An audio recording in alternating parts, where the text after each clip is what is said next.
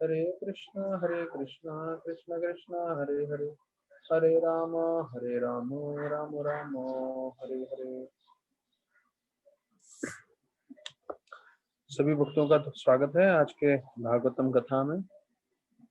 तो हम देख रहे हैं कि कैसे प्रभुपाद बाबू इधर जो है अपने स्टोर फ्रंट में रहते हुए, जो मैचलेस गिफ्ट था, वहाँ पे प्रभुपाद इस्कॉन को रजिस्टर कराना चाहते थे। और वहाँ पे प्रभुपाद जो है गोल्डस्मिथ करके जो लॉयर हैं उनके मदद से जो है वो डीड बना लेते हैं। और सब लोग साइन करके उधर जितने भी उनके शिष्य थे जो है पूरा एक एग्रीमेंट करते हुए ट्रस्ट डीड बना देते हैं कि ये जो है इंटरनेशनल सोसाइटी है, उसको रजिस्टर कराने के लिए। तो उसमें प्रभुपाद ने 7 मुख्य पॉइंट्स डाले थे कि ये 7 मुख्य हमारा उद्देश्य रहेगा। मैं कितनी बार जीबीसी मीटिंग्स में रहता हूँ, कितनी बार जो लीडर ऑफ पूरे वर्ल्ड के सन्यासी हैं वो बोलते हैं हमारा ये 7 पॉइंट्स पे जो है हमारा ध्यान रहना चाहिए। क्योंकि प्रभुपाद ने जब इस्कॉन की स्थापना की तो इस्कॉन की स्थापना करते हुए प्रभुपाद ने ये 7 उद्देश्य रखे थे कि इस्कॉन का ये उद्देश्य है, और जो भी इस्कॉन के साथ जुड़े हुए भक्त हैं उनका भी यही उद्देश्य होना चाहिए। तो पहला है उद्देश्य कि ये जो आध्यात्मिक ज्ञान है वो हम समाज में सबको बांटे। जितने भी लोग हैं उनको ये आध्यात्मिक ज्ञान दें जिससे उनके जीवन में बदलाव आए और पूरे विश्व में शांति आए। तो देखिए, जो हम इतने दिनों से लॉकडाउन से समय से हम कर रहे हैं, जो आध्यात्मिक ज्ञान हम लोग आपस में चर्चा करने की कोशिश कर रहे हैं, तो ये प्रभुपाद का उद्देश्य था। इस्कॉन की स्थापना करते समय प्रभुपाद चाहते थे कि ये पहला कार्य हो कि लोगों को आध्यात्मिक ज्ञान मिले। प्रभुपाद बोलते हैं दूसरा, जैसे गीता और भागवत में ज्ञान दिया है वो हम दूसरे लोगों को बताएं। तो देखिए उसी के जैसा है, पहला है आध्यात्मिक ज्ञान देना और दूसरे में प्रभुपाद ने बताया है 7 पर्पसेस में गीता और भागवत का ज्ञान देना। जो हम लोग भागवतम चर्चा कर ही रहे थे, अभी हमने गीता भी जोड़ दिया है। और फिर तीसरा उद्देश्य था कि जितने भी लोग हैं उनको सबको कृष्ण के नजदीक लाना और जन समुदाय का कल्याण करना। तो क्योंकि हर जीव जो है वो भगवान का, कृष्ण का अंश है। तो वो जब हम भक्ति करते हैं, जब हम गीता भागवत का चर्चा करते हैं, श्रवणम करते हैं, तो उससे वो अपने आप नजदीक आएंगे। और फिर संकीर्तन आंदोलन को आगे बढ़ाना, विशेष रूप से भगवान का नाम जप, हरे कृष्णा कृष्ण कृष्ण हरे हरे, हरे राम राम राम हरे हरे। तो विशेष रूप से जो है अगर हम ये करते हैं तो ये हरे कृष्ण महामंत्र जप करने से जो चैतन्य महाप्रभु ने विशेष सिखाया है, तो ये संकीर्तन आंदोलन आगे बढ़ाना, ये चौथा उद्देश्य था। फिर पांचवा, इस कार्य के लिए हम मंदिर की स्थापना भी कर सकते हैं। ये पांचवा है कि हम मंदिर या जो भी है यहाँ पे प्रभुपाद ने लिखाया था to erect for members for society at large holy place for transcendental pass times.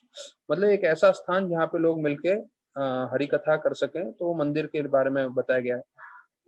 और फिर प्रभुपाद बताते हैं कि जितने भी हमारे संस्था के लोग हैं उनको एक समझना चाहिए कि हमारा जीवन है purpose of teaching a simpler and more natural way of life, मतलब सरल जीवन जीना है। तो देखिए जब प्रभुपाद ने बोला simple living and high thinking, कि सरल जीवन रखिए और अपनी सोच विचार ऊंचा स्तर का रखिए, तो देखिए प्रभुपाद ने ये अपने 7 पर्पसेस में रखा है कि एक मुख्य उद्देश्य है इस्कॉन के भक्तों का कि वो सिंपल लाइफ जिए। देखिए शो शाइन का अगर हम लाइफ जीने जाएंगे तो शो शाइन की लाइफ में आप भक्ति नहीं कर सकते। या तो आप भक्ति करिए या तो शो शाइन करिए। तो जो इस्कॉन के डिवोटीज हैं वो बिल्कुल भी शो शाइन में जो है विश्वास नहीं रखते और उसका जो है आगे उसको एनकरेज नहीं करते हैं। तो ये ध्यान रखिएगा। जैसे बोलते हैं एक तलवार में 2 मयान नहीं रह सकती, एक तलवार में एक ही मयान रहती है। उसी प्रकार से अगर आप दिखावे का जीवन व्यतीत करने जाएंगे, हाँ मेरे पास ये है, मेरे पास वो है, मेरे पास वो है, तो दिखावा करने की जरूरत नहीं। अगर है भी तो अपने पास रखिए आराम से, और ज्यादा उससे प्रभावित न होइए और ध्यान पूरा भक्ति में रखिए। तो कई लोग होंगे जिनके पास बहुत सारी चीजें होंगी, पर मेन चीज यहाँ पे बता रहे कि सरल जीवन जीना। अब कृष्णचंद्र प्रभु हैं, उनका जो है टॉक शो में आया था, मैंने पूरा लेक्चर नहीं देखा, सिर्फ फोटो देखा। वो इतने बड़े, इतने हजारों करोड़ों के एम्पायर हैं, और उन्होंने इतना सरल सा झब्बा पहना हुआ था, जो हम लोग कुर्ता बोलते हैं, एकदम सिंपल, मतलब डाउन टू अर्थ जो आम आदमी पहनता है वैसा झब्बा पहन के बैठे थे। और जो होस्ट है, वो शायद होस्ट मतलब इतना एकदम एम्ब्रॉयडरी वाला एकदम ऐसा जैकेट जैसा पहन के बैठा हुआ था, तो दिख रहा था सामने डिफरेंस कि जो भक्त है प्रमाणिक, उसका व्यवहार कैसा रहता है, और जो नए भक्त हैं जिनको आगे बढ़ना है, काफी समय है उनके लिए, तो उनका व्यवहार कैसा रहता है। तो आपकी वेशभूषा से भी काफी चीज मालूम चलता है। तो यहाँ पे प्रभुपाद ने स्पष्ट किया है, हमें सरल जीवन जीना है। जितना सिंपल जीवन जिएंगे उसका फायदा ये होगा, हमारा मन और हमारी जो बुद्धि है उसकी शक्ति हमें कृष्ण के बारे में सोचने में डालना है, और कृष्ण के नाम के प्रचार के कार्य करने में। ये बहुत महत्वपूर्ण है, ये दोनों चीजें, कृष्ण का नाम जप, कृष्ण की भक्ति और कृष्ण का नाम का प्रचार। तो उसमें हमें अपना शक्ति डालना है, बुद्धि डालना है, हमारा समय डालना है, ना कि दुनिया के लोगों को दिखावा करने के लिए। और दुनिया के लोगों को दिखावा करके भी कुछ फायदा होता नहीं है। दुनिया के लोग ज्यादा द्वेष ही करते हैं आपसे, और दुनिया के लोगों का सम्मान प्राप्त करके भी कुछ फायदा नहीं है। हमें कृष्ण भगवान की कृपा प्राप्त करनी है। जैसे भक्तिदान ठाकुर बोल रहे थे, जो आचार्य हैं हमारे, डोंट ट्राई टू सी कृष्णा। आप भगवान को देखने की कोशिश मत करिए, आप कार्य ऐसा करें, आप सेवा ऐसा करें कि भगवान आपको देखने की कोशिश करें। तो हमें ऐसे सेवा करना चाहिए, ऐसे हमारा मन लगना चाहिए भक्ति में, जिससे जो है भगवान हमसे प्रसन्न हो। फिर आठ जो ये हो गया, छठा हो गया, और सातवां मेन पॉइंट प्रभुपाद ने बताया कि इन 6 चीजों के लिए हमें अगर किताबें प्रिंट करनी है, मैगजीन प्रिंट करना है, या पीरियोडिकल्स जो हैं वो सब करने हैं, या दूसरे राइटिंग्स वो सब हम प्रिंट करें। तो ये जो है 7 उद्देश्य बताए थे। तो अभी आपको याद होगा कि काफी समय पहले प्रभुपाद को एक रूबेन करके मिले थे व्यक्ति, जो कंडक्टर थे सबवे में, और प्रभुपाद ने उनको बोला था कि मेरे बहुत सारे मंदिर हैं, और सब मंदिरों में बहुत भरे हुए हैं भक्त लोग, और उधर बहुत सारी किताबें हैं, और ये सब कुछ है, बस समय जो है समय से जो है हम लोग दूर हैं। जैसे ये समय आ जाएगा तो ये सब प्रकट हो जाएगा। तो उस वक्त प्रभुपाद के पास कुछ नहीं था, यहाँ तक कि खुद के रहने का जगह नहीं था, और अभी यहाँ पे छोटा सा स्टोर फ्रंट मिला है, और उस दर से प्रभुपाद ने इस्कॉन की पूरी स्थापना कर दी। तो यहाँ पे आगे बता रहे हैं कि प्रभुपाद का उद्देश्य स्पष्ट था कि वो जो है भगवान के लिए कार्य कर रहे हैं। चैतन्य महाप्रभु जो हैं चल चल के पूरे साउथ इंडिया गए थे, और साउथ इंडिया में हजारों लोगों को कृष्ण भक्ति से प्रेरित कर दिया था। कृष्ण भगवान ने भी गीता का प्रचार किया था अर्जुन को रणभूमि में, और उसके द्वारा हम सबको बताया था। भगवान बुद्ध ने भी प्रचार किया था, जीसस ने भी प्रचार किया था। तो जितने भी शुद्ध भक्त हैं वो सब प्रचार कार्य में लगे रहते हैं। तो देखिए, जब जीसस की बात आ रही है यहाँ पे, तो मैं आप लोग को बता दूं, जीसस क्राइस्ट का क्रिसमस जो है वो अभी 25 दिसंबर को है, और इस बार पहली बार ऐसा हुआ है कि 25 दिसंबर क्रिसमस के दिन ही गीता जयंती भी है। तो हम लोग ने ऐसा विचार किया है कि जिस दिन क्रिसमस का दिन है 25 दिसंबर, मतलब आने वाले फ्राइडे, तो उस दिन हम लोग सब 4 से 5 मैं प्रवचन करूंगा। तो उस दिन का प्रवचन विशेष रूप से गीता पे होगा, क्योंकि गीता जयंती है। और ठीक 5 बजे जो है, 5 से 7, हम जितने भी भक्तों को जुड़ना है जुड़ सकते हैं। हम लोग पूरा 700 श्लोक गीता का पाठ करेंगे। तो तुलसी विलास प्रभु से मेरा बात हुआ है, उन्होंने बताया कि वो स्क्रीन पे जो है संस्कृत में और अंग्रेजी में जो है गीता के श्लोक दिखाएंगे, और जैसे जैसे हम लोग एक एक श्लोक आगे बढ़ते जाएंगे तो वो स्क्रीन पे आपको दिखा सकते हैं। किसी को स्क्रीन पे नहीं देखना है, किसी को सिर्फ अपना खुद का गीता में से पाठ करना है, वो भी कर सकते हैं। पर हम लोग ऑफिशियली, क्योंकि उस दिन गीता बताया बोला गया था, तो उस दिन हम लोग सब साथ में मिलके 700 श्लोक साथ में करेंगे। सुनेंगे, क्योंकि जब उस दिन हम जप करते हैं तो हमें विशेष कृपा मिलती है और गीता के श्लोकों के हिसाब से हम अपना फिर जीवन भी व्यतीत कर पाएंगे और यही चीज दूसरों को भी दे पाएंगे। तो अभी यहाँ पे तो याद रखिएगा, ये मैं रोज रिमाइंडर कराऊंगा, तो आपको अपने दोस्तों को भी, दूसरे भक्तों को भी जोड़ना है, जोड़ सकते हैं 5 से 7 फुल गीता रिसाइटेशन में। तो उसमें ऐसा रहेगा, साउंड सिस्टम सिर्फ मेरा चालू रहेगा, बाकी सबका म्यूट रहेगा। आप लोग भी अपने साथ रिसाइट कर सकते हैं, पर जूम में जो है ऐसा फैसिलिटी नहीं है कि सब 10 लोग साथ में बोल सकें। जो पहला व्यक्ति जोर से बोलता है उसका आवाज पकड़ लेता है। तो जैसे कल हमने देखा सत्यनारायण प्रभु का कीर्तन था, पर जो हमारे भक्त लोग ही गाए जा रहे थे, फिर उन्होंने अपना कीर्तन ही बंद किया क्योंकि उनका कीर्तन का आवाज ही नहीं आ रहा। तो वो गलती वापस से नहीं करनी है, तो इसलिए मैं रिसाइट करूंगा पूरे 700 श्लोक, और आप लोग भी जुड़ सकते हैं और गीता जयंती के दिन पूरे 700 श्लोक पाठ कर सकते हैं। तो याद रखिएगा 25 दिसंबर शाम को जैसे ही हमारा प्रोग्राम खत्म होगा, ये वाला 5 बजे प्रवचन, 5 बजे ठीक शुरू कर देंगे, 5 से 7 तक पूरा हम लोग गीता 700 श्लोक का चर्चा करेंगे। तो अभी इस्कॉन का बारे में बता रहे हैं कि जो विश्व के बड़े बड़े संस्था, लीग ऑफ नेशंस और यूनाइटेड नेशंस जो है, जो नहीं कर पाए, वो इस्कॉन करने वाला है, वो पूरी दुनिया में शांति लाने वाला है। ये प्रभुपाद का उद्देश्य था। तो प्रभुपाद बोलते थे ये लोग सब यूनाइटेड नेशन बोलते हैं, लेकिन इनके जितने भी फ्लैग्स हैं, झंडे हैं, तो सब देशों के अलग अलग झंडे हैं। इसका मतलब ये लोग यूनाइटेड नहीं है, ये लोग बिल्कुल अलग अलग ही हैं। उनके झंडे, उनके फ्लैग ही बता रहे हैं कि ये लोग एक साथ नहीं है, सब लोग अपना अपना ही करने वाले हैं करके। तो प्रभुपाद का ये जो था कि भाई आध्यात्म का ज्ञान देना, तो वो सबके लिए था, क्योंकि जो कृष्ण भक्ति है, जो सनातन धर्म है, वो जो है ऐसा नहीं है कि 1966 में प्रारंभ हुआ। ये तो अनित्य काल से पूरे पृथ्वी लोक पे था, लेकिन प्रभुपाद की कृपा से यही संकीर्तन आंदोलन भारत से पहली बार अमेरिका में आ रहा था। तो प्रभुपाद बता रहे थे कि इसके मुख्य उद्देश्य है कि सब लोग मिलके गीता भागवतम सुने और हरे कृष्णा महामंत्र का जप करें, कि और उससे ये समझे कि वो सब आत्मा है और वो हमेशा कृष्ण से संबंधित हैं, कृष्ण के अंश हैं। तब जो है इस ऐसा करने से, संकीर्तन करने से जो है पूरा का पूरा मानव समाज में शांति रहेगी, सब लोग सुख में रह सकते हैं। तो सभी लोगों को लग रहा था कि भाई ये छोटा सा मकान है, ये छोटा सा कमरा है, बस यहीं पे रहने वाला है। प्रभुपाद बड़े बड़े सोच कर रहे हैं, पर प्रभुपाद का दृष्टि वहां तक नहीं था। प्रभुपाद बहुत सारे मंदिर चाहते थे और पूरे विश्व में इसका फैलाव हो, वो उनकी दृष्टि थी। तो प्रभुपाद ने देखिए जो 6 पर्पस थे इस्कॉन के, वो 7वें पर्पस में बताया कि उसके लिए हमें किताबें प्रिंट करनी है। तो ये वास्तविक रूप में उनके गुरु महाराज भक्तिसार श्री ठाकुर ने उनको शिक्षण दिया था, और वो भी 1932 में। और जब राधा कुंड में थे वृंदावन में, तो उनको बोला था, if you ever get any money publish books, आपको जब भी पैसा मिलेगा तो किताब वितरण करना।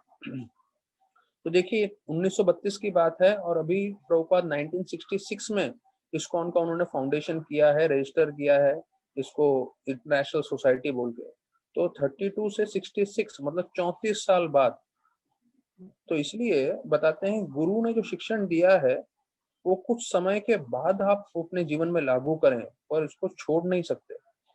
प्रभुपाद को अपने गुरु महाराज का शिक्षण जो है, प्रिंट बुक्स जो है, 34 साल बाद वो है पूरी तरह से लागू कर रहे हैं। मतलब 1 साल पहले जब वो वृंदावन में थे, वहां भी प्रिंटिंग कर रहे थे बीटीजी का और भागवतम का, लेकिन अभी पूरी तेज गति में करने वाले हैं 34 या 33 साल बाद।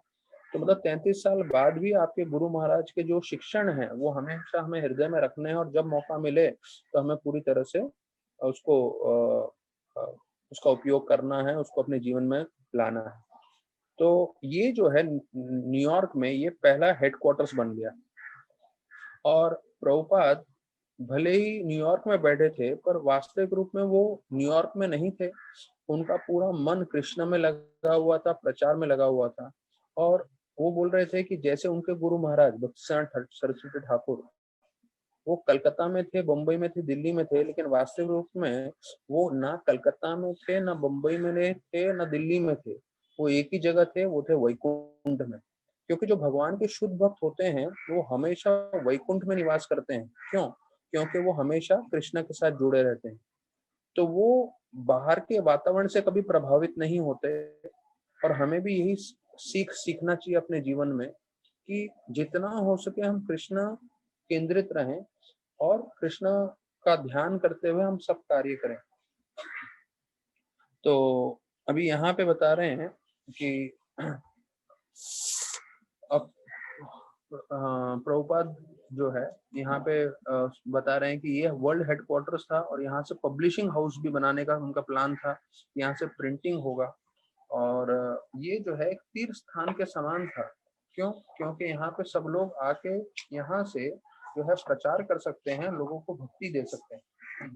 तो देखिए, जब मैं बता रहा हूँ कि हमें बाहर की दुनिया से प्रभावित नहीं होना चाहिए, अभी मैं आपको बताऊं कि कोरोना वायरस इतना चल रहा है और कोरोना वायरस का इतना जो है लोग मर रहे हैं और इतना नुकसान हो रहा है।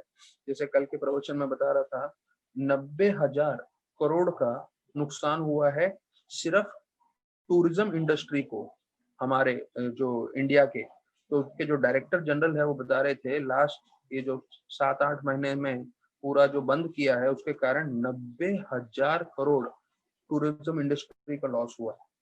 तो जैसे यहाँ पे वर्णन कर रहे हैं कि प्रभुपाद हमेशा वैकुंठ में थे, तो वही चीज हमें समझना है कि हमें बाहर की चीजों से विचलित नहीं होना है, भले ही वो कोरोना वायरस है या दूसरा। मैं आपको बताऊं कि कैसे अभी इंटरनेट का जमाना है वो।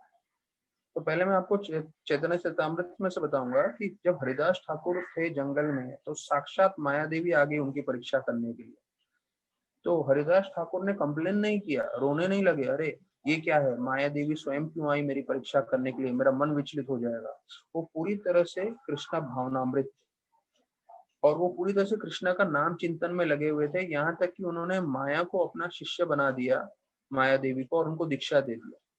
तो एक भक्त का उद्देश्य ये होना चाहिए, he should not be distracted, मतलब हमारा ध्यान यहाँ वहां नहीं भटकना चाहिए।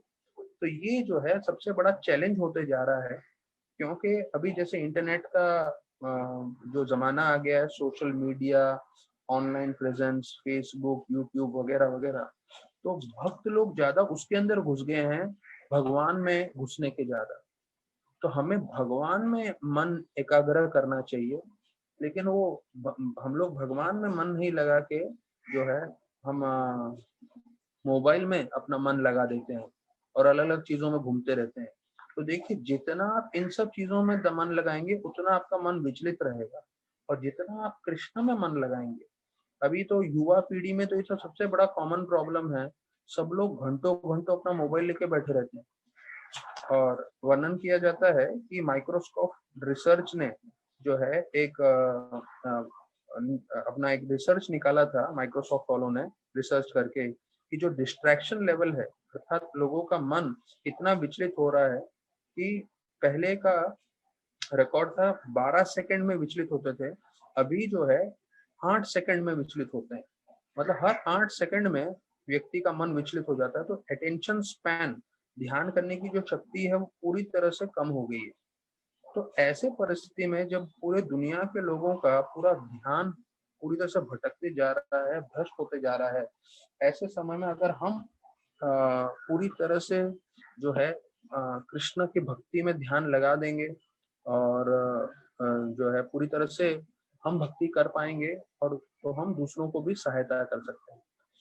तो अभी मैं आप लोग के साथ जो है दूसरे स्कंद भागवतम का पहले अध्याय का 5वां श्लोक चर्चा कर रहा हूँ। स्क्रीन पे ला सकते हैं प्रभु, तुलसीदास प्रभु, उस श्लोक मैं चाहता हूँ, शायद सेकंड कैंटो किसी के पास नहीं होगा, तो आप लोग जो है इसमें से पढ़ सकते हैं। देखिए, ये श्लोक जो है वर्णन किया है 2.1.5, तस्मात् भारत सर्वात्मा भगवान ईश्वरो हरि, श्रोतव्य कीर्तितव्यश्च स्मर्तव्य इच्छता भयम। ये मेरे हिसाब से सबसे one of the very important shlokas में से है, बहुत जरूरी श्लोक में है ये। तो सब लोग ध्यान दीजिए, वापस एक बार बोल दीजिए साथ में, तस्मात् भारत सर्वात्मा भगवान ईश्वरो हरि श्रोतव्य कीर्तितव्यश्च स्मर्तव्य इच्छिता भयम। तो अगर आप इस श्लोक में देखेंगे तो भगवान को 4 नाम से संबोधित किया गया है। 4 भगवान के नाम है। पहला है सर्वात्मा, दूसरे लाइन में आता है भगवान, तीसरा है ईश्वर और चौथा है हरि।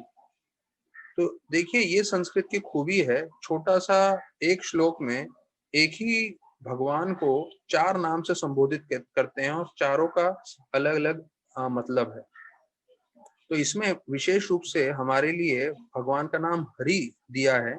तो हरि शब्द का मतलब है प्रभुपाद लिख रहे हैं, the lord who vanquishes all miseries, मतलब हमारे जीवन में से सब दुख हटा सकते हैं, वो है भगवान हरि। तो देखिए ये हरि का मतलब बता रहे हैं कि हरि का मतलब वो है कि जो हमारे सारे जो है दुख हटा सकते हैं। तो अभी इसका अनुवाद इस तरह से है, ये परीक्षित महाराज के लिए बोल रहे हैं कि आप भरत महाराज के वंशज हैं, अगर किसी को भी अपने जीवन से सारे दुख हटाने हैं तो उसको क्या करना चाहिए, उसे भगवान का श्रवण करना चाहिए, भगवान का गुणगान करना चाहिए, भगवान का स्मरण करना चाहिए, जो परमात्मा भी हैं और पूरे विश्व के नियंत्रक भी हैं, और वो सभी लोगों को दुख से बचाने वाले, सेवियर फ्रॉम ऑल मिजरीज, सब दुख से बचाने वाले प्रभु भगवान भी। तो देखिए ये जो अनुवाद है इसमें 2 बार वर्णन किया गया है कि आपको अगर सभी दुख से, तकलीफ से, परेशानी से बचना है तो उसके लिए आपको भगवान का श्रवण करना चाहिए, भगवान का गुणगान करना चाहिए और स्मरण करना चाहिए। प्रभुपाद ने ये तात्पर्य जो है बहुत विस्तार पूर्वक बताया है। मैंने 14 पॉइंट्स बनाए हैं इस तात्पर्य में से। देखिए हम लोग रोज श्रवण कर रहे हैं, एक एक घंटा डाल रहे हैं, तो हमें समझना है इसका क्या फल हमें मिलने वाला है। तो यहाँ पे सिर्फ ट्रांसलेशन से आप समझ लीजिए, अगर आपको सभी दुख, परेशानी, तकलीफ से बचना है तो अधिकांश लोगों के मन में ये गलतफहमी रहती है कि मुझे पैसे से जो है मेरा ये सब हट जाएगा, तकलीफें और दुख। ऐसा नहीं है। जिनके पास बहुत सारा करोड़ों करोड़ों रुपए हैं वो भी इस बात को स्वीकार करते हैं कि असली आनंद, असली खुशी जो है वो इन चीजों में नहीं है, वो वास्तविक रूप में आध्यात्म में है। तो हमें समझना है हम सब मुसीबतों से, दुख से, तकलीफ से बच सकते हैं जब हम भगवान का श्रवण करते हैं। तो 14 पॉइंट्स हैं, 14 पॉइंट्स जरा ध्यान से सुनिएगा। प्रभुपाद जो है इसका तात्पर्य कल रात को मैं इसका स्टडी कर रहा था और मैंने पूरा परपट को ही जो है डिवाइड करके पॉइंट्स में बना दिया। उनके पूरे जो भी मैं बोल रहा हूँ प्रभुपाद के ये 2.1.5 के तात्पर्य से ही है। पहले 4 श्लोकों में भी प्रभुपाद बहुत महत्वपूर्ण चीजें बताते हैं जो सुखदेव गोस्वामी ने बताया है। उन 4 श्लोकों में अभी नहीं जा रहा, हो सकता है हमारे आने वाले दिनों में हम चर्चा करेंगे। पर यहाँ पे प्रभुपाद जो है तात्पर्य में सुखदेव गोस्वामी ने जो पहले 4 श्लोकों में बताया वो बताते हैं, आज का मानव समाज भले ही कितनी ही प्रगति कर ली हो, बम्बई में, भारत में, न्यूयॉर्क में या विश्व के किसी कोने में भी, वो लोग सब जो है दिन में 2 कार्य कर रहे हैं, रात में 2 कार्य कर रहे हैं। दिन में 2 कार्य क्या है, पैसा कमा रहे हैं और अपने परिवार वालों का पोषण कर रहे हैं। तो बोलते हैं विचार हुआ to be vanquished in the air of oblivion, मतलब हम अपने परिवार वालों का पोषण कर रहे हैं, लेकिन वो हवा में जब वो होता है ना, पानी का गुब्बारा बनता है, जो साबुन के पानी के फेन से बनता है गुब्बारा, तो कैसे कुछ ही समय में हवा में उड़ के गायब हो जाता है। तो बोलते हैं उस प्रकार हमारे सारे परिवार वाले उड़ जाने वाले हैं। प्रभुपाद के शब्द थोड़े भारी हैं, पर प्रभुपाद तुलना कर रहे हैं, हम अपने रिश्तेदारों के प्रति इतना प्रेम करते हैं, पर ये रिश्तेदार किसके समान है, वो पानी का, जो साबुन के पानी का जो गुब्बारा बनता है, हाँ, गुलगुला जो हवा में उड़ते थोड़ी देर में फुट करके उड़ जाता है, वैसा होने वाला है। समय की बात है, 50-60 साल में, 70 साल में सब उड़ने वाले हैं। तो बोलते हैं दिन में 2 कार्य कर रहे हैं, पैसा कमा रहे हैं और अपना परिवार का पोषण कर रहे हैं। रात में 2 कार्य कर रहे हैं, या तो सेक्स कर रहे हैं या तो सो रहे हैं। तो सुखदेव गोस्वामी सिर्फ 4 चीजों में पूरा मानव समाज का सार निकाल के दे देते हैं। बोलते हैं यही कार्य में पूरी दुनिया लगी हुई है,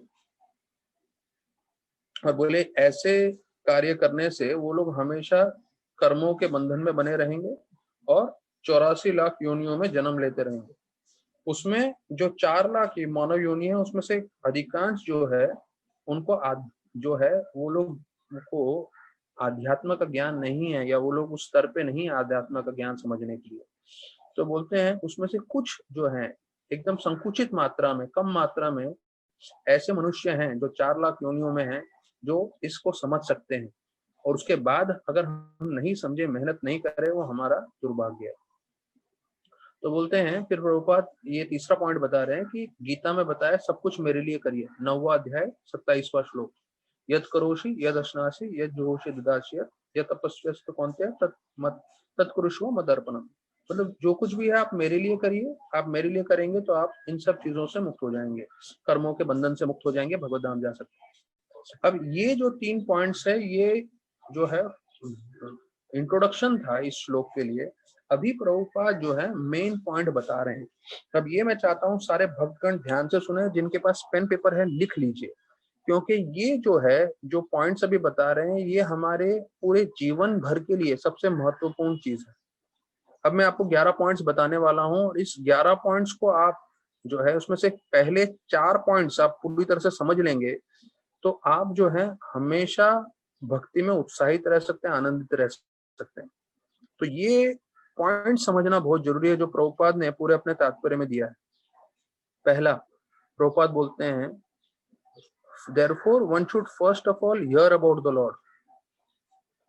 देखिए हमारा उद्देश्य क्या है, फ्री फ्रॉम ऑल मिजरीज। तो अगर हमने श्लोक में सुना कि भगवान का नाम हरि है और जो हमारे दुख हर लेते हैं, और आखिरी लाइन में है इच्छता अभयम। इच्छता अभयम मतलब कि हमारे हर तरह से हमारे भय निकल जाए हमारे जीवन से, या प्रभुपाद ने ट्रांसलेशन में बोला है कि हमारे जीवन से सब दुख परेशानी तकलीफ निकल जाए, भी उसका समाधान यहाँ बता रहे हैं। ध्यान रखिए 11 पॉइंट्स हैं। पहला, therefore one should first of all hear about the Lord। पहला है श्रवण करना। तो देखिए श्रवण हमारा फाउंडेशन है। अगर हम जितना ज्यादा श्रवण करेंगे वो हमारे आध्यात्मिक उन्नति के लिए अति आवश्यक है। तो ये श्रवण करना जो है भागवत में बताया है, गीता में कृष्ण भगवान बताते हैं, मयि आसक्ता मन पार्थ योगम आश्रय अशंशयज्ञा समग्र माम यज्ञाशि तच्छृणु। तच्छृणु जब बोल रहे हैं अर्जुन को कि सुनिए, आप श्रवण करिए, तो कृष्ण ने भगवान ने बोला है सुनो। भागवतम में यहाँ पर आ रहा है जो है श्रवण करना चाहिए। श्लोक में भी देखेंगे तो बोलते हैं श्रोतव्य। श्रोतव्य मतलब श्रवण करना। तो प्रभुपाद अभी इसको डिटेल में बता रहे हैं। मैं एकदम स्लो जा रहा हूँ कि आप लोग बिल्कुल इसको पकड़ लें जो बताया है। पहला स्तर है भक्ति में श्रवण करना, जो हम लोग इतने महीनों से टाइम पास नहीं कर रहे हैं, श्रवण करने की कोशिश कर रहे हैं। जो कृष्णा सुखदेव गोस्वामी जो है बता रहे हैं, भागवत में वर्णन किया है, जो व्यासदेव जी ने बोला है, सुखदेव गोस्वामी ने बोला है, गणेश जी ने लिखा है, और इसको पालन करते हुए प्रभुपाद ने भी जो है उनका बहुत आकर्षण था श्रवण के लिए, जो भक्तिसिद्धांत ठाकुर ने भी देखा। हमने लीलामृत में सुना है, भक्तिसिद्धांत ठाकुर बोलते हैं कि इनको श्रवण करने में बहुत रुचि है। तो जो अच्छे से सुनेगा तो वो फिर बाद में प्रचार कर पाएगा। तो पहला गुण क्या है, सुनना। दूसरा, प्रभुपाद बोलते हैं when one has perfectly and scrutinizingly heard. तो दूसरा स्तर क्या है, परफेक्टली एंड स्क्रूटिनाइजिंगली हियरिंग। एक तो हो गया सुनना, तो हम लोग सब सुन रहे हैं, लेकिन जो ध्यान पूर्वक सुन रहा है, ये दूसरा स्टेप है कि आपको ध्यान पूर्वक सुनना है, परफेक्टली एंड स्क्रूटिनाइजिंगली। स्क्रूटिनाइजिंग मतलब पूरा, जैसे अभी मैंने ये पूरा तात्पर्य को जो है 14 पॉइंट में पूरा डिवाइड कर दिया है, मतलब इसको बोलते हैं स्क्रूटिनाइजिंगली स्टडी करना, ध्यान पूर्वक पढ़ना। तो दूसरा स्तर है कि सुन रहे हो, लेकिन सिर्फ सुनने मात्र से कल्याण होगा, थोड़ा कल्याण होगा, थोड़ा शुद्धिकरण होगा। लेकिन अगर आप चाहते हो कि भाई मिजरीज हटे आपके जीवन से, तो ध्यान रखिए दूसरा स्तर पे आना जरूरी है आपको। परफेक्टली एंड स्क्रूटिनाइजिंगली हियरिंग मतलब पूरा ध्यान पूर्वक एक एक पॉइंट पकड़ पकड़ के चलना पड़ेगा, वो है ध्यान पूर्वक सुनना। फिर बोलते हैं अगर आपने ऐसा ध्यान पूर्वक सुना होगा तो जिसके लिए मैं बोलता हूँ आपको पेन पेपर लेके सुनना होगा। जितने भी भक्तगण श्रवण कर रहे हैं पर वो सिर्फ सोच रहे हैं चलो आज का एंटरटेनमेंट है, प्रभु जी प्रवचन दे रहे हैं, सुन लेंगे, फिर दिन भर का अपना काम करते रहेंगे या काम करते करते सुन लेंगे, वो सिर्फ पहले ही स्तर पे है। जो नोटबुक पेन लेके बैठेगा वो दूसरे स्तर पे है, जो परफेक्टली सुन रहा है। तो देखिए अगर आपको जीवन से मिजरीज हटाना है तो पेपर पेन लेके बैठना ही पड़ेगा, उसके बिना नहीं आप ध्यान पूर्वक सुन पाओगे, क्योंकि भूल जाओगे आप। उसके बाद तीसरा स्तर आने वाला है, जिसने ध्यान पूर्वक सुना है, then one must glorify his act and deeds, तब आप प्रचार कर सकते हो। तो जितने भक्तों को लग रहा है मेरा 16 माला चल रहा है, मेरे नियम पालन हो रहे हैं, क्यों प्रचार करना। हरिबोल आनंद प्रभु बोलते रहते हैं प्रचार करो, भक्ति में लोगों को जोड़ो। प्रभुपाद ने भी बोला है कि भाई एक ही तरीका है मेरा ऋण उतारने का, जो मैंने तुम्हें दिया है वो दूसरों को दो।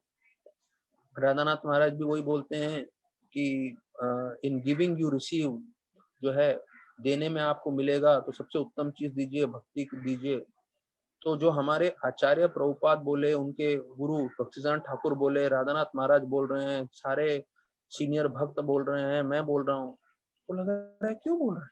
देखिए यहाँ पे तीसरा स्तर है। देखिए आप कोई भी इसमें से स्तर उड़ा दोगे, बोलेंगे मैं ग्लोरीफाई नहीं करूंगा, तो उसका असर पूरा 100% नहीं होगा। आप अपने हिसाब से जो है भक्ति नहीं कर सकते, जो आचार्य ने बताया उसके हिसाब से भक्ति करना है। पहला है श्रवण करना, दूसरा है ध्यान पूर्वक श्रवण करना। ये मैं अपने हिसाब से नहीं बोल रहा हूँ, आप तात्पर्य लीजिए, तात्पर्य पूरा देखिए जो मैं शब्द बोल रहा हूँ। परफेक्टली एंड स्क्रूटिनाइजिंगली श्रवण करना, ध्यान पूर्वक श्रवण करना। तीसरा स्तर है, ये जब श्रवण होता है उसके बाद ग्लोरीफाई करना, भगवान का गुणगान करना। तो जो लोग नोट्स निकालते हैं तो उनके पास पेपर रहता है, कम से कम वो पेपर देख के बोल सकते हैं। कलयुग में कोई श्रुतिधर नहीं है। श्रुतिधर का मतलब है जो एक बार सुन ले उसको पूरा याद रह जाए। तो मैं एक एक घंटा बोल रहा हूँ, उसका उद्देश्य यही है कि भाई जो सुनने वाले हैं वो लोग नोट्स निकाल रहे हैं, तो एक घंटे में कम से कम उनके पास 20 मिनट का नोट्स रहेगा, जो कभी भी किसी को प्रचार कर सकते हैं। और ऐसा 3 दिन का अगर उन्होंने नोट्स जमा कर लिया तो 15-15, 20-20 मिनट करके 3-4 दिन का, वो लोग भी आधा घंटा कहीं पे भी प्रवचन दे सकते हैं। तो मैंने ऐसी प्रवचन सीखा है, जो जितने भी मैं राम महाराज का लेक्चर सुनता था और सीनियर ब्रह्मचर्य का सुनता था, नोट्स निकालता रहता था, आज भी उसमें से बोलता हूँ मैं। तब बोलते हैं तीसरा स्तर है, अगर आपने ध्यान पूर्वक सुना है। देखिए ध्यान पूर्वक नहीं सुना है, सिर्फ पहला वाला पॉइंट है, आपने जिस सुना है तो आप ज्यादा ग्लोरीफाई कर नहीं पाओगे। आपको बोलने के लिए आपको याद रहना चाहिए, आपके पास ज्ञान होना चाहिए, तभी तो आप बोल पाओगे। तो ये तीसरा स्तर है। उसके बाद चौथा स्तर आता है, जब आपने सुना होगा। दूसरा स्तर है ध्यान से सुना होगा। तीसरा स्तर है जब आप सुनने के बाद, ध्यान से सुनने के बाद आप जब गुणगान कर रहे हैं, आप प्रीच कर रहे हैं, आप ग्लोरीफाई कर रहे हैं। चौथा स्तर आएगा, then it will be possible to remember constantly the translated nature of the Lord, तब आप भगवान का स्मरण कर पाओगे। हाँ? तो देखिए यहाँ पे कनेक्शन आता है जो भगवान गीता में बताते हैं, अंत काले च माम एवं स्मरण। स्मरण, स्मरण मतलब मेरा स्मरण करो। तो वो स्मरण पहुंचने के लिए आपको ये 3 चीज करना पड़ेगा, सुनना, ध्यान पूर्वक सुनना, और फिर प्रचार करना, तब जाके आप स्मरण कर पाओगे। तो प्रभुपाद देखिए कनेक्शन बताते हैं कि जिसने ध्यान पूर्वक सुना है, जो ग्लोरीफाई कर रहा है, then it will be become possible to remember constantly. उसके बाद जो है आप भगवान को याद कर पाओगे। अगर आप बोल रहे हो कि मैं ऐसे ही शॉर्टकट में भगवान को याद कर लूंगा, थोड़ा लेक्चर सुन लिया, यहाँ वहां मोबाइल पे व्हाट्सएप चेक करते हुए, सब काम करते हुए, और मैं भगवान का स्मरण कर लूं, हमेशा नहीं होने वाला है। आप जंप नहीं मार सकते। पहला स्तर है श्रवण करते हुए ये समझना कि भाई श्रवण करते हुए हमें ध्यान पूर्वक श्रवण करना है, और जब ध्यान पूर्वक श्रवण किया करेंगे उसके बाद तीसरा स्तर है, आपको अच्छा लगे ना लगे आपको प्रचार करना पड़ेगा। मैं कितनी बार अपने सब काउंसलर्स को बोलता हूँ, पूछता हूँ कितने लोगों को अच्छा लगता है ऑफिस में जाना, कितने लोग को अच्छा लगता है जॉब करना, काम करना, पैसा कमाना। कोई भी हाँ नहीं बोलता। तो भाई जिंदगी भर हम सब काम कर रहे हैं जो हमें अच्छा नहीं लगता, तो भले ही एक और काम जोड़ लो भैया, प्रचार कर लो, भले ही आपको अच्छा लगे ना लगे, लेकिन उसका असर ऐसा होने वाला है, उसका फल ये प्राप्त होगा कि आप चौथे स्तर पे आओगे, जहां पे आप भगवान का स्मरण कर पाओगे हमेशा। ये 4 स्तर है जो आप मेन समझ लेंगे तो मेन ये परपट आप समझ गए। उसके बाद भी बहुत सारे इंपॉर्टेंट पॉइंट्स है, क्योंकि 11 पॉइंट्स है, मैं वो भी बताऊंगा, लेकिन ये 4 पॉइंट सबको अपने दिमाग में बैठा देना है। श्रवण करना, ध्यान पूर्वक श्रवण करना, वो श्रवण जो किया हुआ है उसको अपने जीवन में उतारते हुए प्रचार करना, तब जाके भगवान का स्मरणम आने लगेगा। और जब वो स्मरण आने लग जाएगा उसके बाद देखिए सब लाइन में चीजें आती हैं। प्रभुपाद बताते हैं कि जब हम सुनते हैं और भगवान का गुणगान करते हैं तो हम दिव्य स्तर पे आ जाते हैं और उसमें हम भगवान के संग में हमेशा रहते हैं। तो देखिए ये जो हम कथा कर रहे हैं तो हमें मालूम नहीं चल रहा, पर वास्तविक रूप में हम भगवान के संग में हैं। और फिर प्रभुपाद जो है छठा पॉइंट बता रहे हैं। तो देखिए कितना महत्वपूर्ण चीज है, हमें भगवान का संग मिल रहा है। तो लोगों को पैसा चाहिए जीवन में और बहुत सारा अलग अलग चीजें चाहिए, पर हमें यहाँ पे क्या मिल रहा है? सबसे उत्तम चीज, हमें साक्षात भगवान का संग मिल रहा है। भले हमें साक्षात्कार हो ना हो, पर संग मिल रहा है हमें भगवान का, और वो संग हमें शुद्धिकरण करेगा, हमें भगवत धाम की ओर लेके जाएगा, हमें आनंद प्रदान करेगा। तो छठा पॉइंट प्रभुपाद बोलते हैं कि इस चीज से जब आप भगवान के संग में रहोगे तो आपके जीवन से सब भय निकल जाएगा। सातवां पॉइंट बोलते हैं कि ऐसे तरीके से आप जब श्रवण कर रहे हो, कीर्तन कर रहे हो, जो आपने सुना है, ऐसे करके आप जो है भगवत धाम जा सकते हो। लिखते हैं the Lord in the super soul. तो भगवान का एक नाम बताया सर्वात्मा, जो परमात्मा है वास्तविक रूप में। श्लोक में सर्वात्मा बोला है, सर्वात्मा मतलब सभी के शरीर में परमात्मा के रूप में निवास करते हैं। तो जो परमात्मा है, in the heart of all living beings, thus by the above hearing and glorifying process the Lord invites the association of all in his creation। तो ये सातवां पॉइंट बोल रहे हैं कि भाई आप जब ऐसा करोगे तो आपको भगवान के साक्षात संग में रहोगे, आपको भय भी नहीं रहेगा किसी चीज का। छठा पॉइंट, सातवां पॉइंट बोल रहे हैं कि ऐसे करके आप भगवत धाम पहुंच सकते हो, भगवान स्वयं आपको लेके जाएंगे। अभी आठवां पॉइंट, प्रभुपाद आठवां पॉइंट बोल रहे हैं, ये चीज हियरिंग एंड ग्लोरीफाइंग, श्रवण करना और बोलना, प्रचार करना, इज एप्लीकेबल फॉर एवरीवन, सबके लिए लागू होता है। तो कोई ये नहीं बोल सकता अरे मैं तो घरेलू औरत हूँ, अरे मैं तो आईवेस लड़का हूँ, अरे मैं तो गृहस्थ व्यक्ति हूँ, मेरा तो नौकरी है, मेरा तो परिवार है। नहीं, सबके लिए लागू होता है। और अगर आप इसमें श्रवण में और कीर्तन में लगे रहेंगे, प्रचार में लगे रहेंगे, तो प्रभुपाद बोल रहे हैं it will lead one two ultimate success in everything which one में बी एंगेज बाय प्रोविडेंस। अर्थात आपके नसीब से आप किसी भी कार्य में लगे हो, आपको संपूर्ण रूप से कामयाबी प्राप्त होगी। यहाँ पे वर्णन कर रहे हैं lead one two ultimate success. ये वर्ड्स प्रभुपाद का आप जरा ध्यान से पकड़ के चलिए, मेरा वन ऑफ द फेवरेट पूरे भागवतम के श्लोकास में से है। आपको पूरी तरह से कामयाबी मिलेगी, आप कोई भी हो, आपके कर्मों के कारण आप कहीं पे भी हो, कोई भी हो, कुछ भी किया हो, लेकिन अगर आप श्रवण और कीर्तन से जुड़ गए तो निश्चित रूप से आपको कामयाबी अवश्य प्राप्त होगी। देखिए ये प्रभुपाद के शब्द हैं।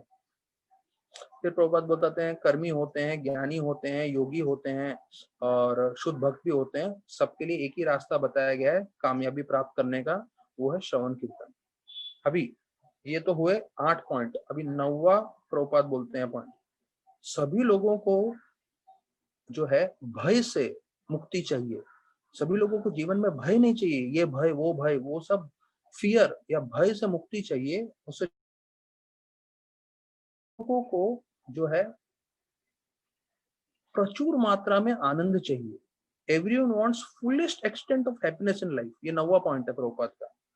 देखिए हम सबके मन में दो इच्छा है, एक भय ना हो, किसी चीज का हमें डर ना हो, और हम लोग खूब आनंद कर सकें संपूर्ण रूप से। तो बोलते हैं इसका दोनों का समाधान और जवाब दिया है किसने? साक्षात सुखदेव गोस्वामी ने, जो शुद्ध भक्त हैं, जिन्होंने पूरा ये भागवतम बोला, जो 11 साल माँ के गर्भ में थे, व्यासदेव जी के स्वयं पुत्र हैं और पैदा होते ही गर्भ से सीधा निकल गए बिना कपड़ों के, बिना वस्त्र के, और पैदा होने से पहले ही वो पूरे आत्म साक्षात्कार थे।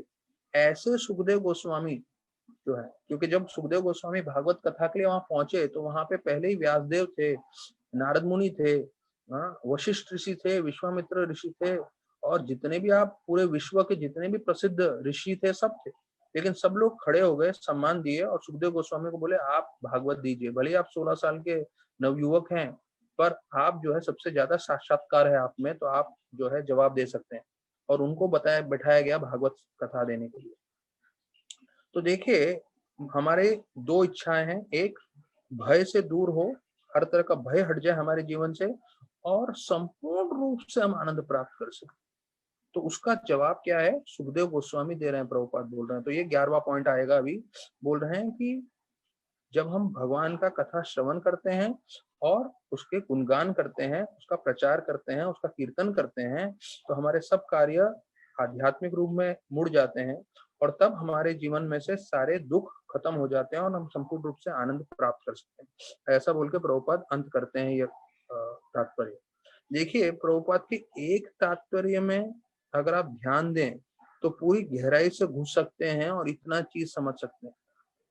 तो ये ऐसे तात्पर्य नहीं है कि हाँ चलो एक तात्पर्य हो गया, अगला तात्पर्य, अगला तात्पर्य। क्योंकि अभी जो मैं आप लोगों को भागवतम 4th कैंटो में लेके जाने वाला हूँ, तो मेरा जो है एक ही दिन में मैं शायद पूरे के पूरे 26 श्लोक कवर करने वाला हूँ कि पृथु महाराज का कैसा राज अभिषेक होता है। तो वो कई बार एक ही प्रवचन में 20-25 मिनट में हम लोग शायद पूरा अध्याय समाप्त कर दें, पर यहाँ पे हम लोग सिर्फ एक ही श्लोक में जो है समय दे रहे हैं, क्योंकि मैं चाहता हूँ ये ये जो श्लोक हैं और जितने भी पॉइंट्स हैं, सब भक्तगण जो हैं पूरी तरह अपने मन में बिठाएं। पहला, श्रवण करना। दूसरा, ध्यान पूर्वक श्रवण करना, प्रभुपाद बोल रहे हैं परफेक्टली एंड स्क्रूटिनाइजिंगली। तीसरा, श्रवण करने के बाद उसका प्रचार करना, उसका कीर्तन करना, उसका गुणगान करना।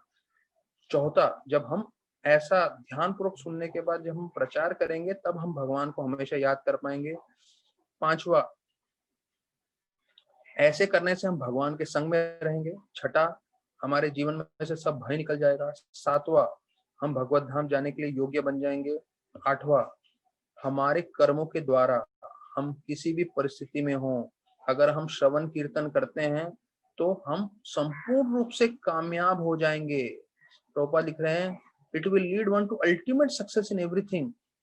हम जितने भी भक्तगण श्रवण कर रहे हैं, ध्यान रखिए, हम किसी भी परिस्थिति में हो, अगर हम इन दो चीज को जोड़ देंगे, श्रवण और कीर्तन, कीर्तन मतलब प्रचार करना, वो भी ध्यान पूर्वक श्रवण किया हुआ, अगर इन दो चीज के साथ जुड़ जाएंगे तो हम जहां पे भी हैं हमें पूरी तरह से कामयाबी प्राप्त होगी। अभी कामयाबी प्रभुपाद लिख रहे हैं अल्टीमेट सक्सेस।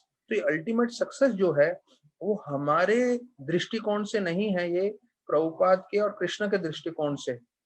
जैसे भक्ति रसानंद महाराज ने बताया कि हमारा अल्टीमेट सक्सेस होगा, हम भगवत धाम चले जाएंगे।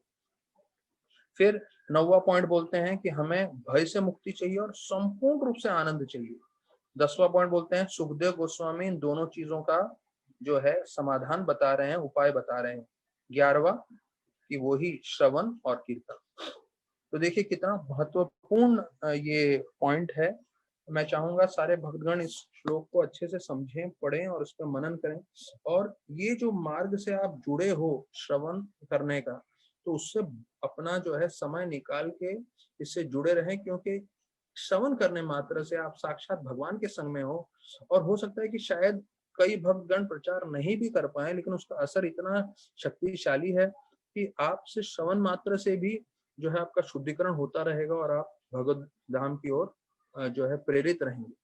लेकिन अगर आप प्रचार नहीं करेंगे, तो प्रचार नहीं करने के कारण जो है एक आनंद जो आध्यात्मिक रूप से जो प्राप्त होता है प्रचारक को, वो उससे आप वंचित रहोगे। आप अपनी भक्ति करोगे, कृष्ण भगवान के कृपा आपको मिलता रहेगा, लेकिन विशेष कृपा जो एक प्रचारक को मिलता है वो आपको नहीं मिलेगा अगर आप प्रचार कार्य में नहीं लगेंगे। तो देखिए, ये है हमारे भागवत की संपत्ति, ये है हमारा ज्ञान कि हम सिर्फ श्रवण कीर्तन करके साक्षात भगवान के संग में रह सकते हैं। पूरे भय से हमारा जीवन मुक्त हो सकता है, हम खुद भगवत धाम जा सकते हैं, और जो हमारे साथ जुड़ेगा सबको भगवत धाम लेके जा सकते हैं। मैं तुलसी विलास को रिक्वेस्ट करूंगा, प्रभु जी आप दूसरा जो है स्क्रीन पे दिखाइए। जो ये ब्रिटिशर थे, मैकली नाम के, थॉमस मैकली करके, तो उन्होंने जो है आर्टिकल लिखा था, ये 1835 या ऐसा कुछ समय का है ये देखिए, हाँ 1835 का है, हाँ, लॉर्ड मैकली ने लिखा है। अब ये देखिए, ये लॉर्ड मैकली का जो स्टेटमेंट है, ये जो उन्होंने लिखा है, जरा ध्यान से मैं इंग्लिश में पढ़ता हूँ, उसके बाद हिंदी में एक एक लाइन अनुवाद करता हूँ। ये मैकली थे, ब्रिटिशर थे, ये आए थे इंडिया में 1835 में, मतलब आप हिसाब लगा लीजिए, आज से 150 साल पहले की, 150 भी नहीं, 120 और 170 185 ईयर्स, मतलब 185 ईयर्स पहले की बात है जब वो इंडिया में आए थे। वो बोल रहे हैं, I have travelled across the length and breadth of India and I have not seen a person who is a beggar. एक भी मैंने पूरे भारत में भिखारी नहीं देखा, चोर नहीं देखा, हु इज अ थीफ। ऐसा धन है इस देश में, और ऐसे जो है मॉरल वैल्यूज, ऐसे नियम हैं, और जो पूरे भारतीय हैं वो इतने अच्छे शिक्षण के, इतने अच्छे ज्ञान के हैं। और फिर बोल रहे हैं, हम लोग कभी भी इस देश पे विजय नहीं प्राप्त करेंगे जब तक हम इनकी रीढ़ की हड्डी नहीं तोड़े, unless we break the very backbone of this nation. जो हमारा देश है उसका पूरा रीढ़ की हड्डी वो क्या है, which is her spiritual and cultural heritage, जो उसका आध्यात्मिक ज्ञान है, ये पकड़िए आप लोग, मेन चीज समझिए। उसको भी समझ में आ गया, ये जो मैकली था उसको पूरा खोज करने के लिए भेजा, कई महीने रह के, साल रह के, वो पूरा समझ गया भारत का संस्कृति, और बोला जब तक हम ये आध्यात्मिक संस्कृति नहीं तोड़ेंगे तब तक हम इन पे विजय नहीं प्राप्त कर पाएंगे। तो इसलिए मेरा ये सुझाव है कि उनका ये जो आध्यात्म, एंशंट एजुकेशन सिस्टम, ये जो आध्यात्म का ज्ञान है उसको बदलना है, क्योंकि जब तक वो नहीं बदलेंगे, India think that all that is foreign and English is good, कि बाहर का, विदेश का वो अच्छा है, देन उनको अपना स्वाभिमान खो देंगे, वो अपना आध्यात्मिक ज्ञान छोड़ देंगे और ये छोड़ देंगे, एंड फिर वो हम जो बोलेंगे वो करने के लिए तैयार हो जाएंगे। ये देखिए कितना महत्वपूर्ण लॉर्ड मैकली का 1835 का जो है ये है कि कैसे जो है एक भिखारी नहीं है, एक चोर नहीं है, और एक गरीब व्यक्ति नहीं है, यहाँ पे सब लोग जो हैं इतने प्रभावशाली हैं, और इसका पूरा कारण है आध्यात्मिक। देखिए अभी हम पे है, यही आध्यात्म को कैसे हम स्वीकार करते हैं, कैसे हम अपने जीवन में अपनाते हैं और कैसे आगे बढ़ाते हैं। तो आज मैंने वो दूसरे भागवत के जो हमारा चौथा स्कंद है उसमें नहीं गया, मैंने सिर्फ एक ही वर्ष लिया है और उसमें मैं पूरी तरह से घुस गया। और ये हमें याद रखना है कि जब हम श्रवण कर रहे हैं ध्यान पूर्वक और प्रचार करेंगे, तब हम भगवान का नित्य रूप से स्मरण कर पाएंगे।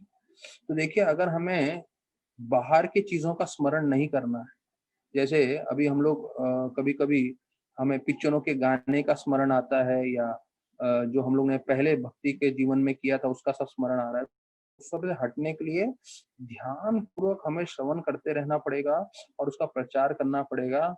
जब ये दो चीज करेंगे तब हमको स्मरण हो पाएगा। तो हर समय इसमें चला गया है। अभी हम जो है राधानाथ महाराज का जर्नी होम लेते हुए फिर गीता में आ जाएंगे। तो कल हमने ने सुना कि कैसे, कल नहीं परसों जब हम चर्चा कर रहे थे कि राधानाथ महाराज को जो बाबा जी हैं, कृष्णदास बाबा जी, वो सिखा रहे थे कि कैसे जप करना चाहिए, पूरी तरह से नम्रता, पूरी तरह से सहनशीलता, और नम्रता और सहनशीलता का उन्होंने इतना सुंदर उदाहरण दिया कि कैसे हमें, हमारी हमेशा चेतना जीवन भर, ये भाई हमारे एंटरटेनमेंट के लिए नहीं है, ध्यान रखना ये चीज, हमारे बोलते ना मनोरंजन के लिए नहीं है, ये हमारा जीवन का अस्तित्व है। क्या कि हम जो है घास के तिनके के समान रहें। जब हम घास के तिनके के समान रहेंगे, और भले ही घास का तिनका कोई पैर रख दे, कोई उसके ऊपर कितना ही उसको जो है ये कर दे, तिरस्कार कर दे, लेकिन फिर वो घास का तिनका अपने आप ऊपर उठता है और हमेशा सेवा करने के लिए तत्पर रहता है, कभी बुरा नहीं मांगता। और पेड़ भी वैसा ही है, उसका पेड़ की शाखाएं काट देते हैं और उनके फल ले लेते हैं, और यहाँ तक कि पेड़ को स्वयं पूरा काट देते हैं, वो कभी कोई जो है कंप्लेन नहीं करता, शिकायत नहीं करता, और सिर्फ जीवन भर सेवा करता रहता है। तो देखिए, घास से और पेड़ से हमें देखना है, हमें जीवन में कभी कंप्लेन नहीं करना, हमें सिर्फ सेवा करते रहना है। ये योग्यता रहेगी, और सम्मान देना है, कभी लेना नहीं है। ये अगर हमारी मानसिक भाव रहेगी, तब हम जो है पूरी तरह से भगवान का नाम जप कर सकते हैं। अब महाराज आगे बता रहे हैं कि मैं आधी दुनिया दूर था, पर मुझे यहाँ लग रहा था कि मेरे माता पिता कितने दुखी हैं, क्योंकि वो मेरे साथ एक बार बात भी नहीं कर पाए। अभी तकरीबन तकरीबन 1.5 साल हो गया है, मैं उनको छोड़कर आ गया हूँ, और मैं कहीं पे टिका ही नहीं, रहा ही नहीं। तो मैं उनको रिटर्न एड्रेस कहाँ से दूं? तो रिटर्न एड्रेस दूंगा तो वहां से उनकी चिट्ठी आएगी। तो मैंने अभी अपने जो है चिट्ठी में, हाल ही में जब मैं वृंदावन में था, क्योंकि वृंदावन में मैं बॉन महाराज के आश्रम में था, तो वहां का मैंने रिटर्न एड्रेस दिया, और मैं रुका हुआ था उनका चिट्ठी आने के लिए। तो एक दोपहर को असीम कृष्ण ने मेरे को 3 चिट्ठियां दी। तो जैसे ही मैंने चिट्ठी देखी तो मैं समझ गया इसमें गंभीर चीज होगा, मेरे घर वालों का होगा, और मैं यमुना के तट पे चला गया। तो पहला चिट्ठी मेरे पिताजी के तरफ से था। तो उस चिट्ठी में जो है वो इतने आंसू बह रहे थे कि आधा तो पन्ना जो है उनके आंसुओं से धुल गया था। तो वो सिर्फ चिट्ठी हाथ में पकड़ते हुए मैं समझ रहा था कि क्या दुख मेरे पिताजी झेल रहे हैं, मेरे मतलब मेरे से दूर रह के। और फिर वो सोचने लगे कि ये तो मैं ऐसा क्या कर रहा हूँ जिससे मेरे माता पिता को इतना दुख हो रहा है, क्योंकि मैं उनको छोड़कर आ गया हूँ, यहाँ जंगलों में घूम रहा हूँ। तो बोलते हैं हर लाइन में उनके पिताजी ने बोला था, घर पे वापस आ जाओ। कहते हैं रोज जो है मैं एक ही चीज के लिए इंतजार कर रहा हूँ कि कब तुम वापस आओगे, और मुझे लग रहा है मैंने क्या गलती की जिसके कारण तुम हमें छोड़ के चले गए। तो और ये सोच के मेरा मन और टूट रहा है कि आप जंगल में रह रहे हो, गुफाओं में रह रहे हो, और आपके पास पैसा नहीं है। तो उनका ऐसा हालत था उनके पिताजी का, तो वो जो है महाराज से बर्दाश्त नहीं हुआ, और महाराज जो है यमुना के तट पे देखते हुए उनको लग रहा था कि कैसे मेरे पिताजी का पूरा दिल टूटा हुआ है मेरी मेरी ये हालत देख के। फिर बोलते हैं कि आप विदेश में क्यों, आपको अभी तक मिला नहीं जिसके लिए आप गए थे, अब क्या खा रहे हो? अच्छा, ये दूसरा चिट्ठी था मम्मी की तरफ से उनके, उनकी मम्मी पूछ रही है, अभी तक आपको मिला नहीं जिसके लिए तुम गए थे, तुम क्या खा रहे हो, तुम कहाँ सो रहे हो, हाँ, और क्या पहन रहे हो, तुम्हारी तबीयत कैसी है? हाँ, और जो है वो बोल रही थी कि ये तो कब वापस आओगे। और फिर तीसरा जो चिट्ठी था वो उसके भाई की तरफ से था, छोटा भाई लैरी। तो वो सरल व्यक्ति था, तो वो महाराज को मालूम था कि ये मेरा छोटा भाई है, जो भी बोलेगा सही बोलेगा। तो वो लिखता है चिट्ठी में कि आपने तुम ये क्या कर रहे हो, तुमने पूरे घर को ऐसा दुख में डाल दिया है, तुमको समझ नहीं आता कि तुम्हारा माँ का प्रेम कैसे, वो माँ पूरी तरह हमेशा जो है विचलित और पूरी तरह से दुखी रहती है, और वो हमेशा जो है दिन और रात आपके आपके सुरक्षा के लिए प्रार्थना करती रहती है। और पिताजी का हालत क्या हो रहा है, पूरे उनके बाल सफेद हो रहे हैं, वो बूढ़े होते जा रहे हैं जब से तुम छोड़ के चले गए हो, और वो जो है सिर्फ दीवार की तरफ देखते रहते हैं, देखते रहते हैं। और उनको समझ नहीं आता कि तुम कैसे जंगल में रहते हो, और जंगल में वो आप रह रहे हो ये सोच के रोते रहते हैं, क्या तुम अपने पिताजी को मारना चाहते हो? ये तुम्हारा धर्म है? हाँ? और तुम्हारे जो तुमसे जो इतना प्रेम करते हैं उनको तुम मारने के लिए उधर आए हो, और अगर ये लोग मर गए तो ध्यान रखना इनके मृत्यु के कारण तुम होगे। तो ऐसे करके जो है उनकी चिट्ठी थी। तो महाराज जो है चिट्ठी बंद करके हाथ जोड़ के प्रार्थना करने लगे, और कि मुझे मार्गदर्शन करें, मैं अभी आगे क्या करूं। तो मुझे इतना प्रेम आ रहा था मेरे माता पिता की तरफ, क्योंकि उन्होंने मुझे इतना बड़ा किया था, लेकिन मेरे हृदय में भगवान को जानने की उत्तेजता भी बढ़ती जा रही थी। तो अभी जो है अभी मैं उनको ये सब चीज समझा तो नहीं सकता था। तो फिर महाराज जो है वो जितने उन्होंने 1.5 साल में जहां जहां के शास्त्र पढ़े थे, किताबें पढ़ी थी, तो उस सब से महाराज यहाँ पे बता रहे हैं कि अब्राहम ने इसैक, अब ये जो है क्रिश्चियनिटी का है वो बता रहे हैं। दूसरा हम देखते हैं कि जीसस क्राइस्ट ने जब उनको क्रूसीफाई किया था, उनको जो है वो क्रॉस पे डाल दिया था, तो उनकी माता मदर मैरी नीचे ही खड़ी थी। मतलब माता ने देखा अपने बेटे को ऐसे क्रॉस पे जो है लोग कीले से ठोक के कर रहे हैं। फिर उनके जो शिष्य थे जीसस क्राइस्ट के, उनको भी ऐसी हालत हुआ। फिर बोलते हैं सिद्धार्थ, जो एक राजकुमार थे, गौतम सिद्धार्थ, तो उस उन्होंने जो है सब कुछ अपना परिवार छोड़ दिया और वो भी बुद्ध बनने के लिए निकल गए। तो उनके जो है रिश्तेदारों का, परिवार वालों का भी वही हाल हुआ।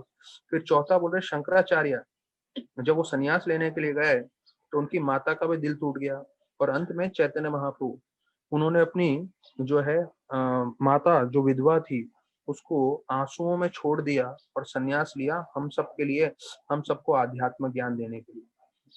तो देखिए यहाँ पे फिर वर्णन आ रहा है इस पॉइंट में कि कैसे महाराज अलग अलग उदाहरण दे रहे हैं जीसस क्राइस्ट का, उनके शिष्यों का, जो है सिद्धार्थ का जो बुद्ध बने, शंकराचार्य का और चैतन्य महाप्रभु का, कि यहाँ पे बोल रहे हैं कि उन्होंने जो है भगवान को जानने के लिए अपने परिवार को सबने छोड़ा।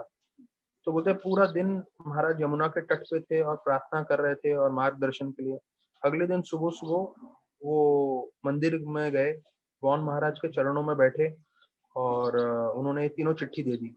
तो बौन महाराज की आंखों में से आंसू आने लग गए और काफी समय तक वो शांत रूप से जो है वो शांत रहे।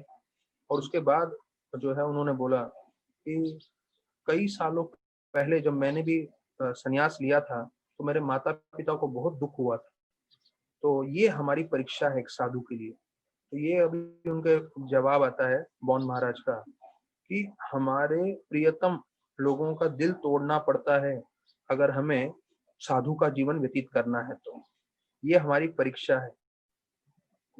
और जैसे समय बीतता जाएगा वो लोग आपका जो है गुणगान करेंगे, आपको वो अप्रिशिएट करेंगे और आपके लिए उनका जो है प्रशंसा और बढ़ जाएगी समय की बात। जैसे राधानाथ महाराज का भी हम देख रहे हैं, उनके माता पिता कितने रो रहे थे और उसके बाद उनके जब माता पिता इंडिया में आए, जब 91 92 और 95 की बात है, और उस टाइम पे तो वो इतने खुश हो गए थे कि मेरे बेटे ने इतना प्रचार किया है, इतने सारे लोगों को भक्ति से जोड़ रहा है। और जैसे मैंने पहले के प्रवचन में बताया कि कृष्णचंद्र प्रभु के फादर मिस्टर मफतलाल, उन्होंने बोला अरे आपके बेटे के पास असली धन है, हमारे पास कोई धन नहीं है। तो उनके पिताजी इतने गदगद हो गए थे कि इतना बड़ा बिजनेसमैन व्यक्ति जो है, जो उनके पास इतने हजारों करोड़ हैं और वो बोल रहे हैं कि उनके पास असली धन नहीं है, असली धन अपने बेटे के पास है। तो बोले बाद में आपको जो है वो दे विल फील प्राइड और आप में वो प्रशंसा करेंगे।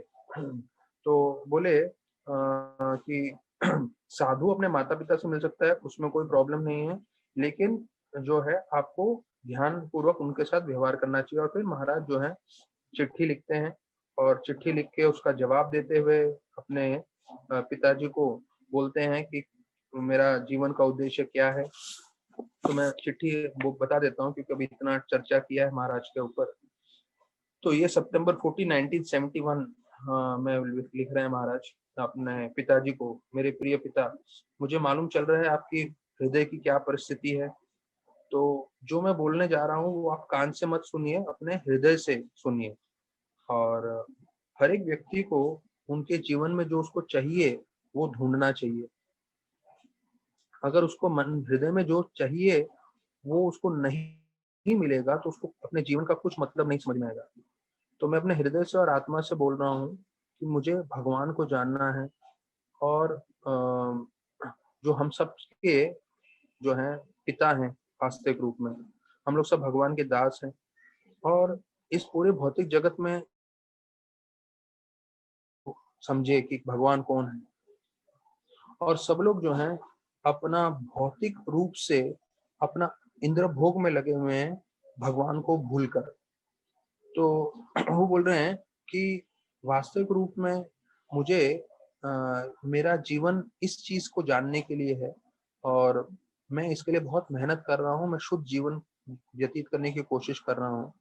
तो मैं अगर बिजनेस में चला जाऊं या किसी काम में चला जाऊं तो मेरे को संतुष्टि नहीं मिलने वाली है, क्योंकि आदमी तभी संतुष्ट होता है जब वो वही कार्य करता है जो उसको अच्छा लगता है।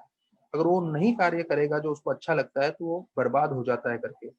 तो मैं आपसे क्षमा मांगता हूँ जो मैं आपको इतना तकलीफ दे रहा हूँ, लेकिन मुझे थोड़ा और समय चाहिए जिससे मैं अपना जो उद्देश्य है प्राप्त कर सकूं। मैं आपके संपर्क में रहूंगा और जो है अभी महाराज एंड कैसे करते हैं बहुत जरूरी है। महाराज बोलते हैं अमेरिका में बहुत माता पिता हैं जिनके बच्चे वियतनाम वॉर में चले गए हैं और 2-4 साल तक वो लोग वॉर में रहेंगे। हो सकता है वो लोग कभी वापस भी नहीं आए, लेकिन उसका उद्देश्य क्या है? लोग युद्ध करने गए हैं, जो है the cause rooted is hate. तो बोल रहे हैं कि वो लोग युद्ध करने गए हैं, लड़ाई करने गए हैं और उसमें सब जो है माता पिता अपने बच्चों से, लड़कों से बिछड़े हुए हैं। तो ये लाइन दे के बोलते हैं कि देखो कितने माता पिता के बेटे गए हुए हैं वॉर में और वो वापस भी नहीं आएंगे। तो मैं तो सबसे अच्छे कार्य के लिए हूँ, भगवान को खोजने के लिए हूँ। तो आप सबूरी रखिए, मैं अवश्य वापस आऊंगा। और मैं आपसे प्रार्थना करता हूँ कि मुझे थोड़ा और समय दीजिए। हाँ, और मैं आपको अपने आगे के प्लान्स के बारे में बताता रहूंगा। रिचर्ड, वृंदावन, इंडिया, ऐसे करके लिखते हैं प्रभुपाद महाराज। तो देखिए महाराज कितना ध्यान पूर्वक अपने पिताजी का साथ आदान प्रदान कर रहे थे। फिर अपनी माता को भी उन्होंने ऐसी चिट्ठी लिखी और वो बोल रहे हैं कि मैं उनको समझा नहीं सकता कि मैं कैसे भगवान की खोज में हूँ, लेकिन यही मेरा जीवन का उद्देश्य है। तो अभी हम कल के प्रवचन में आगे देखेंगे कि कैसे महाराज आगे कैसे अपनी भक्ति में प्रगति करते हैं। बहुत बहुत धन्यवाद श्री भक्तों का। हरे कृष्णा।